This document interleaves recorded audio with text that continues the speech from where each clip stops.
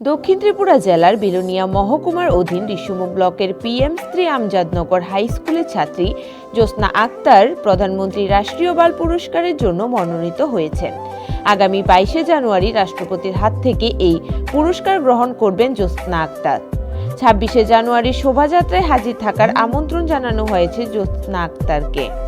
বাল্যবিবাহ, বিশেষ করে স্কুলের অপ্রাপ্তবয়স্ক মেয়েদের বিয়ে রুখতে অসামান্য কাজ করেছেন সংখ্যালঘু অংশের এই ছাত্রীটি।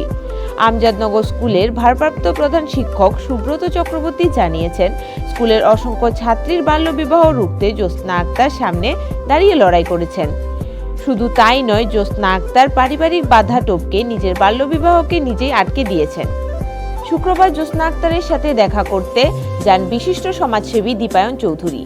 নিজ বিধানসভা কেন্দ্রের অন্তর্গত জ্যোৎস্নার সাহসিকতার পরিচয় দেখে তিনি অত্যন্ত আনন্দিত হন এবং তার উজ্জ্বল ভবিষ্যতের কামনা করেন। Bureau report, voice 365। হ্যাঁ, আমরা তো শুনি অনুভব করি তো অনেক খুশি লাগে। না, তুমি তো নিজে দেখবার রিয়েল লাইফ দেখবি। আমি তো ওই জায়গাতে মানে আছে মানে আমাদের যেদিনকে প্যারেডটা শুরু হয়, প্যারেডটা মানে ওয়ার্ল্ড ক্লাস প্যারেড এবং হাই সিকিউরিটি থাকে, অনেক টপ সিকিউরিটি থাকে, অনেক কিছু এখানে মোবাইল টোবাইল অ্যালাউ থাকে না, টপ সিকিউরিটি থাকে, কারণ এখানে ইন্টারন্যাশনাল ইভেন্ট থাকে এটা, এবং হাজার হাজার লক্ষ লক্ষ কোটি কোটি লোক দেখতেছে ওই দিনকে। এবং রাষ্ট্রপতি তোমরা সম্মান, তোমার লাইফের মনে করো সবচেয়ে বড় মানে অ্যাচিভমেন্ট। এবার এটাতে কি হইতেছে, এখানে তোমরা এখানে তো মোবাইল এলাও হতো না। আমাদের যে ভারতের যে এই পরমবীর চক্র, সেনাবাহিনীর পরমবীর চক্র, যারা ভারতের প্রেসিডেন্ট পর্যন্ত সম্মান জানায়, মানে স্যালুট করে, এই পরমবীর চক্র কিন্তু ওইখানে থাকবো। ঠিক আছে, তোমরা সঙ্গেই পরমবীর চক্র যারা আছে হেরা থাকবো,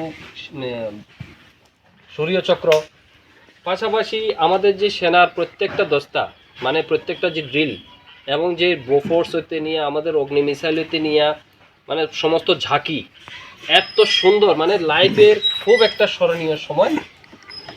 এবার তুমি ডাক্তার না, আরও যদি অপারেশন হতে চাও, আমরা সবাই সহযোগিতা আছে, কী করতে লাগবো বাস এটা করবা।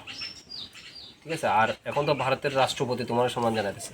তবে হ্যাঁ, সেফলি যাবা, সেফলি আইবা। ওইখানে যে তোমরা যে গাইড আছে, যা অভিভাবক যে যায়, যারা নিয়ে যাব, তারা কথার বাইরে এক পাও দিবা না। ঠিক আছে, কারণ তুমি প্রথমবার বাড়ি থেকে পা দিতেছো, তো ওইখানে অনেক কিছু হয়তো জানো না, আর ওইখানে ক্লাইমেটের সঙ্গে তুমি না, দিল্লিতে প্রচণ্ড ঠান্ডা থাকে, শীত বস্ত্র নিয়ে যাবা।